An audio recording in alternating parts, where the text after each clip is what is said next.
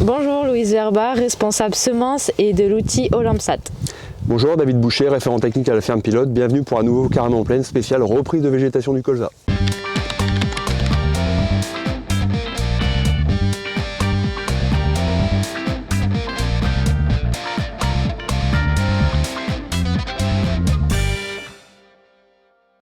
Nous sommes aujourd'hui à Gouy-sous-Bellone sur la ferme pilote, sur une parcelle de Généroso implantée le 22 août, désherbée le 23 août avec un mélange à base de méthazachlore, clomazone, qui a été repris plus tard à l'automne contre des repousses de graminées avec du fluazifop, et enfin une intervention à base de propyzamide aminopyralide pour maîtriser quelques vulpins qui étaient passés à travers ainsi que les plantes compagnes, qui a eu lieu fin novembre. Alors, niveau fertilisation ici, on a eu 6 tonnes de Fertitras qui ont été épandues avant le semis, ce qui globalement a pourvu aux besoins en phosphore de notre colza, puisque on compte 70-80 points de phosphore pour une parcelle moyenne, bien entendu à affiner avec la méthode comifère si vous le pouvez. Niveau azote, justement on va arriver aujourd'hui en reprise de végétation. Donc on va faire le point un petit peu sur les techniques. En niveau fertilisation, il y a plusieurs stratégies. La première, c'est de faire de manière approximative, faire un peu ce qu'on fait tous les ans, sans trop se poser de questions. Il y a quand même deux grands risques, soit vous surfertilisez et c'est de l'azote gaspillé, un risque de verse au printemps, soit vous sous-fertilisez, vous n'allez pas chercher le maximum de rendement potentiel. C'est un peu dommage. On peut aussi faire des pesées à l'entrée, à la sortie de l'hiver, pour mesurer la différence, notamment de défoliation. On voit ici que ça a un petit peu défolié pendant l'hiver. Sur d'autres parcelles, ça a beaucoup plus défolié. Ça vous permet d'affiner votre bilan azoté. Et puis le niveau le plus précis, clairement, c'est de faire Olympsat, comme Louise va vous en parler juste après. Globalement aujourd'hui, si on en croit les retours de notre outil Olympsat, on a des besoins moyens entre 180 et 200 points, qu'on va forcément fractionner en minimum 2 passages. Quand on déclenche les apports sur colza, on est au stade à peu près C1, reprise végétation, ce qu'on commence à voir autour de nous. D'ailleurs, sur des variétés comme Salicia, ça commence à se réveiller. Et on va au maximum au stade E, élongation, puisque après on peut blesser les futures fleurs. Et puis, si on parle aussi des céréales, puisque la question va se poser, au 15 février, réglementairement, vous pouvez apporter de l'azote sur les céréales. J'aurais tendance à dire, courez pas forcément, puisque la plupart des blés ont été semés en retard. Et si on regarde les zones de température, depuis le 1er janvier, on a pris 70 degrés, depuis le 1er décembre, on a pris 160 degrés en moyenne région. C'est-à-dire qu'on est encore très loin des 450 degrés pour être au stade plein talage.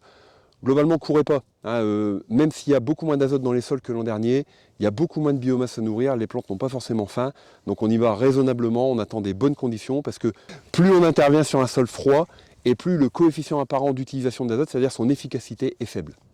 En plus de l'azote, il faudra veiller aussi à apporter une quantité de soufre plus que nécessaire, puisque le fort lessivage automnal aura vidé nos sols. On compte un besoin moyen de 75 points pour le colza. N'oubliez pas la magnésie, généralement ça va de pair avec le soufre, une trentaine de points. Et puis enfin les oligos, ça passe souvent à la trappe, mais c'est hyper important. On a des pivots qui sont pas terribles cette année dans les parcelles, vous pourrez sans doute le voir dans vos parcelles à vous. Donc le bore est indispensable, ainsi que du molybdène pour la bonne efficience de l'azote. Globalement, une solution comme un Nutri-BMO à 3 litres vous apporte les besoins globaux en oligo. Au niveau désherbage, deux aspects, le technique, le réglementaire. Au niveau technique, sur un colza qui a repris son activité, on va proscrire toute intervention antidicote puisque la sélectivité ne sera pas suffisante. Niveau réglementaire, les solutions à base de propyzamide ont un délai avant récolte de 150 jours. C'est-à-dire que globalement, on est aujourd'hui, le jour du tournage, le 12 février. Si vous faisiez une intervention à base de propyzamide aujourd'hui, vous n'avez pas le droit de récolter avant le 12 juillet. Donc faites bien attention à ça. Au niveau des ravageurs, le ravageur du moment, c'est le charançon de la tige. Il y en a eu des petits vols la semaine dernière. Ça s'est calmé parce que le temps s'était un petit peu durci. Et puis là, on réannonce des températures élevées et du temps calme pour la fin de semaine. C'est-à-dire que ça va favoriser les vols. Dès que vous allez en piéger dans les cuvettes jaunes comme celle qui est à côté de moi, il ne faut surtout pas intervenir tout de suite. Vous allez attendre 8 à 9 jours déjà pour qu'il y en ait le plus possible à arriver sur le champ. Et c'est la durée approximative qui va être nécessaire pour que les femelles deviennent matures et se mettent à pondre. L'idée, c'est de positionner une intervention en frappe chirurgicale juste avant la ponte pour cibler le plus d'individus possible. Sur colza, donc comme David vous le disait, on conseille toujours de faire un passage Olympsat. Donc Olympsat, c'est notre outil de fertilisation azotée sur colza et sur céréales.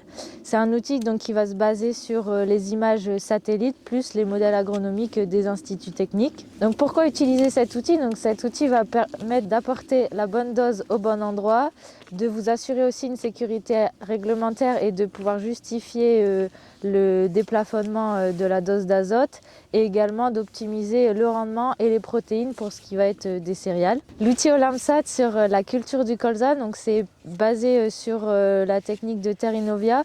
Donc en fait on va faire une pesée entrée et une pesée sortie hiver.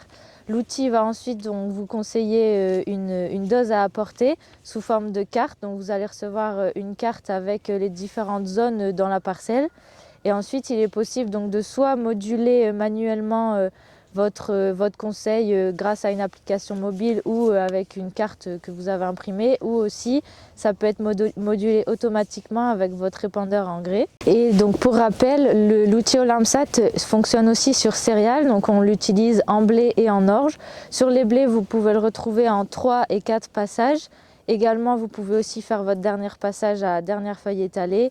Et sur orge, vous pouvez le retrouver sur les 2 passages. Il est toujours temps de réaliser ces conseils sur vos parcelles de blé, orge et colza, donc n'hésitez pas à vous rapprocher de votre technico-commercial. Bien, merci Louis pour toutes ces précisions sur le colza. Merci David, nous espérons avoir répondu à toutes vos questions et si vous en avez encore d'autres, n'hésitez pas à vous rapprocher de votre technico ou de la ferme pilote et à bientôt pour un nouveau Carême en plaine.